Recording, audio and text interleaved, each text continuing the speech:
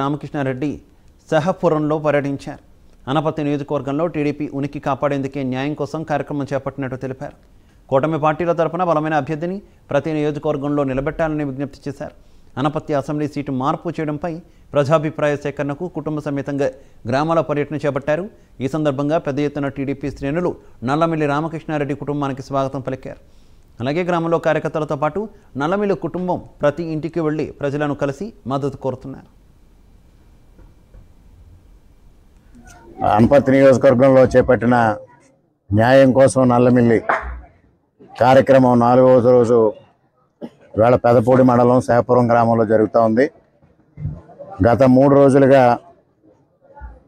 మహేంద్రవాడ, పందలపాక, అనపర్తి గ్రామాల్లో పూర్తి చేసుకుని ఇవాళ పెదపూడి మండలంలో ఈ కార్యక్రమం చేపట్టడం జరిగింది.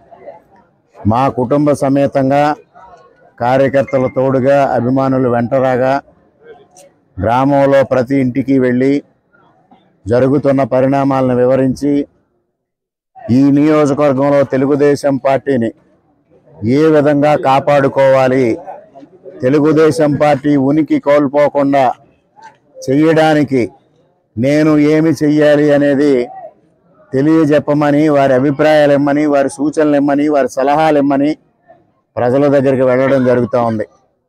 ప్రజలందరూ అనూహ్యమైన స్పందన వస్తూ ఉంది. ప్రజల నుంచి ఊహించని రీతిలో పెద్ద ఎత్తున ప్రజలు ఈ కార్యక్రమానికి స్పందించి ముందుకు వచ్చి వారు భరోసానివ్వడం, సంఘీభావం తెలియజేయడం, అదేవిధంగా తెలుగుదేశం పార్టీ అభిమానులు కానీ, ఇతర నియోజకవర్గాలకు చెందిన నాయకులు కానీ, ఈ నియోజకవర్గంలోని ఇతర పార్టీలకు చెందిన నాయకులు కానీ అనేక మంది వచ్చి సంఘీభావం తెలియజేస్తూ ఇక్కడ జరుగుతున్న అన్యాయాన్ని తప్పనిసరిగా నిలువరించాల్సిన అవసరం ఉంది, దానికి మీ అందరికీ సంఘీభావంగా మేము ఉంటాం.